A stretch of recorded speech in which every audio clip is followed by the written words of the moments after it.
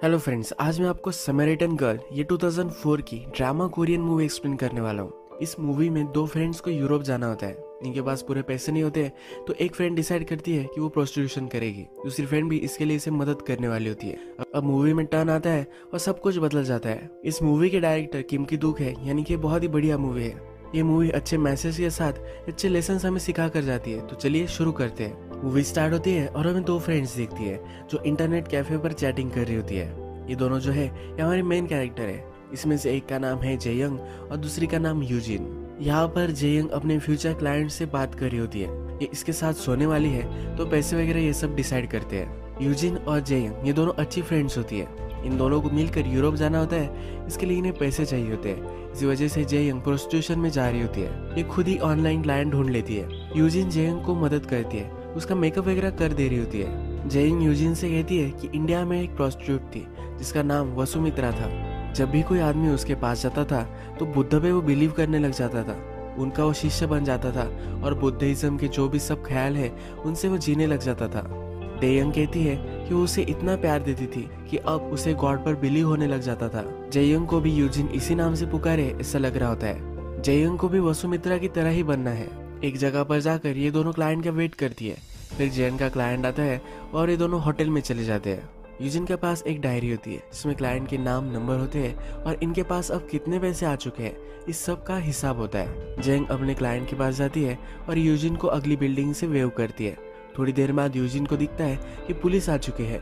जेयंग को भी पता चल जाता है कि उसकी बिल्डिंग पर रेड पड़ी है, तो एग्जिट से वो निकल कर नीचे आ जाती है। पुलिस भी इन दोनों के पीछे भागते हैं, पर ये भागते भागते बहुत आगे पहुंच जाते हैं। इन्हें वो पकड़ नहीं पाते। इसके बाद ये पार्क में आते हैं और डिस्कस कर रहे होते हैं कि अब इनके पास कितने पैसे हैं। ये कैलकुलेट करते हैं कि एक का ही प्लेन टिकट के पैसे इनके पास है। जेयंग कहती है कि उसे 10 बार ये करना पड़ेगा और सब कुछ पैसे उनके पास आ जाएंगे। जेयंग कहती है कि जिस आदमी के साथ में थी वो सेंसर बेचता है। यूजिन इस पर चिढ़ जाती है, कहती है कि उसका प्रोफेशन पूछने की क्या जरूरत थी। जेयंग कहती है अगर मैं उनसे बात नहीं करूंगी तो मैं सही से कनेक्शन नहीं बना पाऊंगी। मैं ये सिर्फ पैसों के लिए कर रही हूँ ऐसा मुझे लगेगा। जो भी टाइम जेयंग अपने क्लाइंट के साथ गुजारती है उसमें उसे रियल कनेक्शन ढूंढना होता है। हमने देखा है कि उसे वसुमित्रा की तरह ही बनना होता है। यूजिन फिर जेयंग को बाथरूम में लेकर जाती है, उसे साफ करती है। जेयंग कहती कि अब बस हो गया। यूजिन कहती कि वो बहुत ही घटिया आदमी है, तुम्हें सही से मुझे साफ करना है। यूजिन को बुरा लग रहा होता है कि उसकी वजह से यह सब जेयंग को करना पड़ रहा है। जेयंग कहती कि ऐसा कुछ भी नहीं है, मुझे भी ये करने में मजा आ रहा है इसलिए मैं कर रही हूँ। इसके बाद हम देखते हैं कि दोनों पार्क में जाते हैं, घूमते फिरते मजा करते हैं। यूजिन अपने फादर के साथ अकेली ही रहती है। सुबह जब वो उठती है तो उसके फादर उसके लिए ब्रेकफास्ट वगैरह बना कर लाते हैं। यूजिन को उठाने के लिए म्यूजिक लगाते हैं, उसके हेडफोन उसके कान में लगा देते हैं। यूजिन से उसके फादर बहुत ही प्यार करते हैं। यूजिन की मदर पहले ही गुजर गई है। फादर यूजिन को जब स्कूल में छोड़ने के लिए जाते हैं तो पूरे वर्ल्ड में से अलग अलग स्टोरीज उसे सुनाते हैं। यूजिन इतना ध्यान नहीं देती, फिर भी ये सुनाते हैं। इस बार यूजिन और जेयंग मिलती है तो यूजिन कहती है कि मुझे बहुत ही अलग लग रहा है। जेयंग कहता है कि ऐसा कुछ भी नहीं है, मुझे तो सब कुछ सही लग रहा है। यूजिन कहती है मैं सिर्फ पैसे संभालती हूँ और तुम्हें ये सब करना पड़ता है। जेयंग कहती है प्लीज ऐसा मत सोचो, फिर से हम इस बारे में बात नहीं करेंगे। यूजिन कहती है कि इस बार उससे तुम बात मत करना। ये एक जगह पर क्लाइंट से मिलते हैं और जेयंग उसके साथ गाड़ी में ही इंटीमेट हो जाती है। जब हो जाता है तो एक क्लाइंट यूजिन के पास भी आता है। जेयंग कहती है कि ये हमें लंच के लिए लेकर जाना चाहता है। यूजिन इसके लिए मना कर देती है। जेयंग को जल्दी से कार से बाहर निकलने के लिए बोलती है। ये क्लाइंट कहता है कि ऐसा क्यों कर रही हो। यूजिन मान नहीं रही होती। इस क्लाइंट को जरा बुरा लगता है। कहता है कि क्या ये मेरी वजह से कर रही हो। यूजिन कहती है कि अब तुम मुझ पर भी लाइन मत मारो। इस क्लाइंट को यहाँ से भगा देती है। जेयंग फिर यूजिन से कहती है कि तुमने ऐसा क्यों किया, वो एक अच्छा आदमी था, वो एक म्यूजिशियन था। यूजिन कहती कि वो एक घटिया आदमी था, उसने तुम्हारे साथ क्या क्या किया होगा। जेयंग कहती कि ऐसा कुछ भी नहीं था, वो बहुत ही अच्छा आदमी था। मुझे कंफर्टेबल महसूस कराने के लिए उसने मेरे लिए गाना भी गाया था। यूजिन को बहुत ही बुरा लगता है तो जेयंग समझ जाती है। जेयंग कहती है कि अब से मैं उनसे कुछ भी बात नहीं करूंगी। यूजिन जब इस बार इसे क्लीन कर रही होती तो कहती है कि मुझे दूसरा आदमी तुम्हें कोई टच करे ये अच्छा नहीं लगता। यूजिन जेयंग से बहुत प्यार करती है। उसे लग रहा था कि जेयंग उस म्यूजिशियन से प्यार करने लग गई है। इसके बाद ये दोनों एक दूसरे को किस करती है ये हमें दिखता है। ये दोनों स्कूल के बाद एक शॉप में जाते हैं। वहाँ एक मशीन होता है जिसमें अपनी फोटो निकाल सकते हैं। यहाँ पर ये दोनों इंडियंस की तरह कपड़े पहनकर फोटो निकालना चाहती है और ये फोटो निकालती भी है। एक्चुअल में पठानी लग रहा है पर ठीक है। इसके बाद हम फिर से देखते हैं कि जेयंग फिर से एक क्लाइंट के साथ है। ये बिल्डिंग में है और यूजिन उस पर नजर रख रही है। अचानक से यहाँ पुलिस आ जाते हैं, पर इस बिल्डिंग में अब एस्केप करने के लिए कोई भी रास्ता नहीं होता। जंग के रूम में पुलिस पहुंच जाते हैं, पर जंग को पकड़ा नहीं जाना होता। ये खिड़की के ऊपर खड़ी हो जाती है। पुलिस उसे कहती है प्लीज ऐसा मत करो। यूजिन भी बाहर से चिल्लाती है प्लीज अंदर चली जाओ, पर जंग किसी की भी नहीं सुनती। वो वहां से जंप कर देती है। जंग के सर पर बहुत बड़ी चोट आ जाती है, पर फिर भी वो कॉन्शियस होती है। यूजिन उसे अपने कंधे पर बिठाती है और हॉस्पिटल लेकर जाती है। हॉस्पिटल में उस पर इलाज स्टार्ट हो जाता है, पर डॉक्टर कहते हैं इसके पेरेंट्स को तुम्हें बुलाना चाहिए। यूजिन के पास इसके पेरेंट का कोई भी नंबर वगैरह नहीं होता। इसकी डायरी वो चेक करती है, पर कोई भी उसे नहीं मिलता। यूजिन शावर में जाती है और सब ब्लड वगैरह पोंछती है। इस शावर में ही वो रोने लग जाती है। वो अपने आप को ही ब्लेम कर रही है। ये जब जेयंग के पास आती है तो जेयंग अब जरा होश में है और उसकी ट्रीटमेंट हो चुकी है। जेयंग यूजिन से कहती है कि प्लीज मेरे क्लाइंट को बुला दो, जो म्यूजिशियन था जिसने उसे अच्छे से ट्रीट किया था। इसे मरने से पहले उसे मिलना है। यूजिन फिर म्यूजिशियन को कॉल लगाती है। उसे कहती है कि प्लीज यहाँ आ जाओ। जेंग के साथ क्या हुआ है यह सब उसे बताती है, पर ये म्यूजिशियन आज काम कर रहा होता है तो इससे मिलने नहीं वाला होता। जेंग कहती है कि प्लीज तुम्हारा पता मुझे दो, मैं वहाँ आऊंगी। वहाँ उससे मिलने के लिए जाती है, उसे कन्विंस करना चाहती है, पर ये मानता नहीं। यूजिन ने म्यूजिशियन की इंसल्ट की थी, इसी वजह से अब इससे बात नहीं करना चाहता। यूजिन को मालूम है कि म्यूजिशियन उसे चाहता था, इसी वजह से अब अपने आप को वो उसे सौंप देती है। ये दोनों इंटीमेट हो जाते हैं और इसके बाद ये देयंग के पास जाने वाले होते हैं। ये हॉस्पिटल पहुंचते हैं, पर इन्हें देर हो चुकी होती है। देयंग मर गई होती है। मरने के बाद भी इसके चेहरे पर स्माइल ही होती है। यूजिन रो रो कर बुरा हाल कर देती है।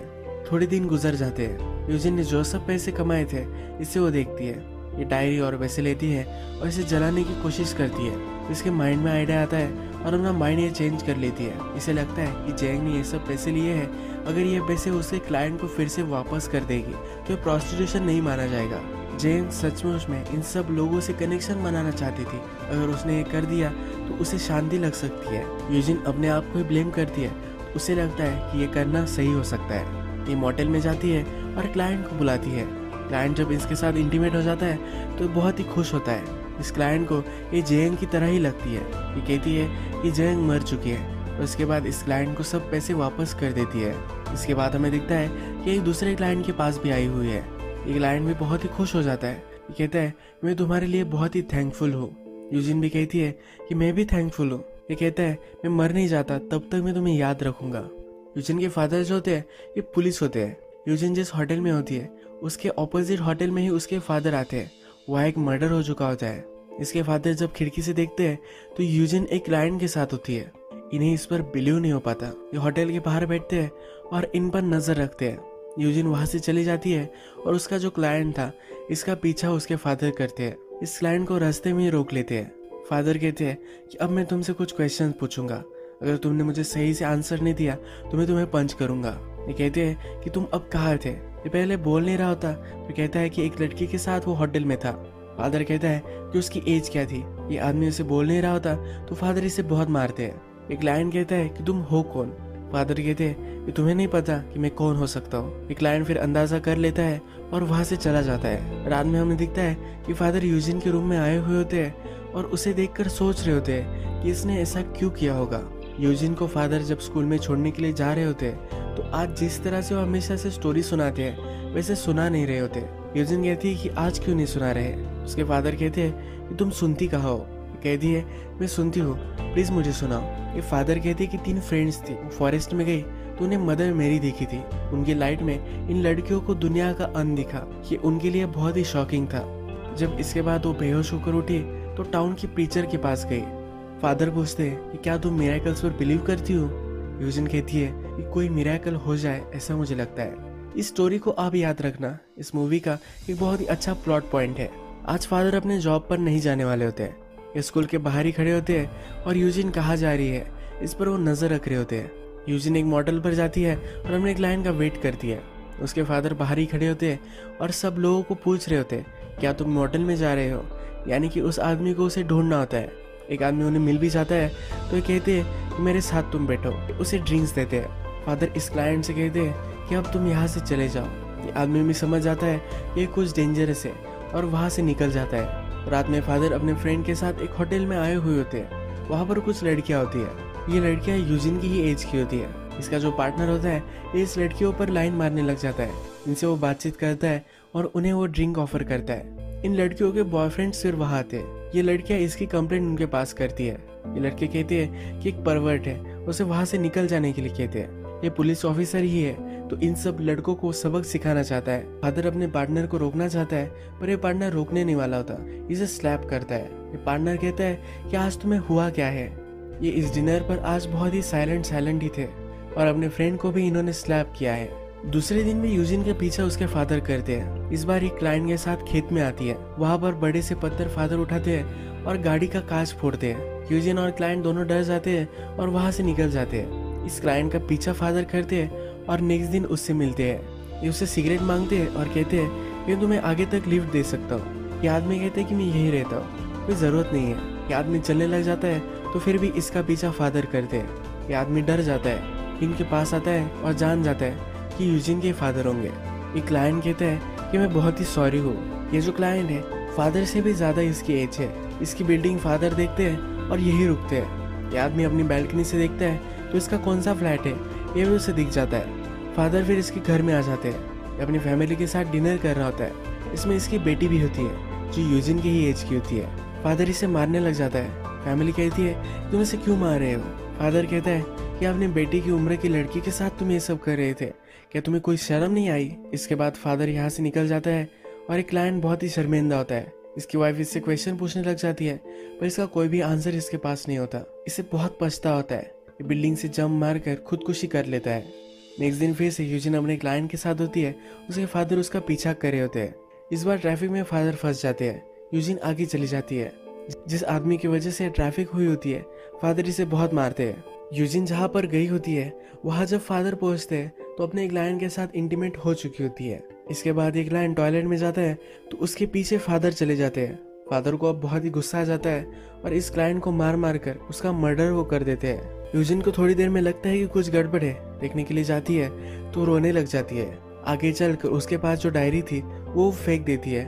अब जेयंग के सब क्लाइंट्स को उसने पैसे दे दिए हैं। यूजिन जब घर वापस आती है तो उसके फादर सब उसका फूड वगैरह पैक कर रहे होते हैं। फादर कहते हैं कि मदर के ग्रेव को हम विजिट कर आते हैं। मदर के जो ग्रेव है एक माउंटेन पर है, वहाँ वो जाना चाहते हैं। सब फूड वगैरह पैक कर लेते हैं और वहाँ चले जाते हैं। यहाँ पर आकर फादर रोने लग जाते हैं। उन्हें बहुत पछता होता है। फादर फूड खाते हैं पर उल्टी कर देते हैं। कार में माउंटेन उतरते उतरते एक जगह एक कार टकरा जाती है और वो धंस जाते हैं। फादर बहुत ही कोशिश करते हैं इस कार को निकालने के लिए पर ये निकाल नहीं पाते।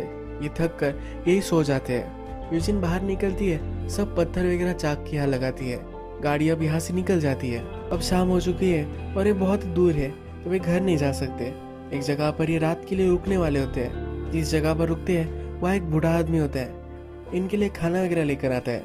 रात में फादर फिर से यूजिन को स्टोरी सुनाते हैं। आधी रात हो जाती है और फादर देखते हैं यूजिन के पास नहीं है। यूजिन बाहर बैठी हुई होती है और वो रो रही होती है। उसने जो सब किया है इसके फादर को पता है, ये उसे मालूम है। ये दोनों घर जाते वक्त एक शॉप पर रुकते हैं।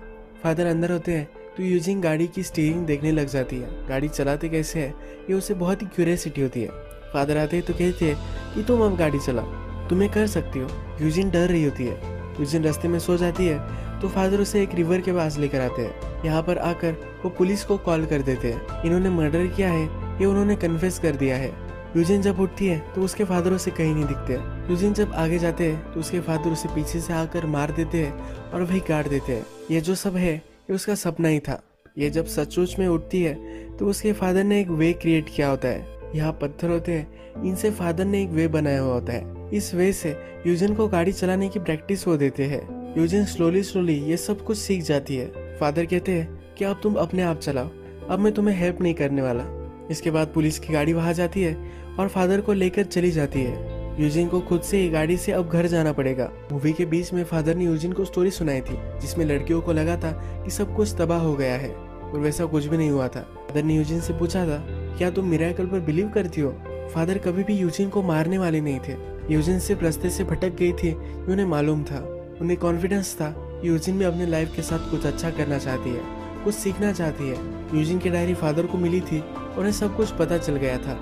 जब वो इस रिवर के पास आए तो थोड़ा सा रास्ता फादर ने उसे बना कर दिया। पेरेंट्स हमारे लिए हमेशा सही ही चाहते हैं, थोड़ा सा रास्ता हमें वो देते हैं और इसके बाद गिर संभल कर इस रास्ते पर चलना ये हमारा ही डिसीजन होता है। मूवी के लास्ट में यूजिन गाड़ी अटक अटक कर थोड़ा ट्रायल और एरर के साथ ये आगे बढ़ती जाती है। ये थोड़ी दलदल में भी फंस जाती है, पर हमें पता है कि यहाँ से वो निकल पाएगी।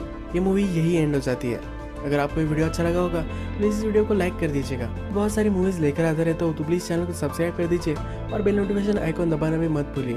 तो फिर से मिलेंगे और एक नई मूवी के साथ। तब तक के लिए थैंक यू और आप अपने आप का ख्याल रखिए।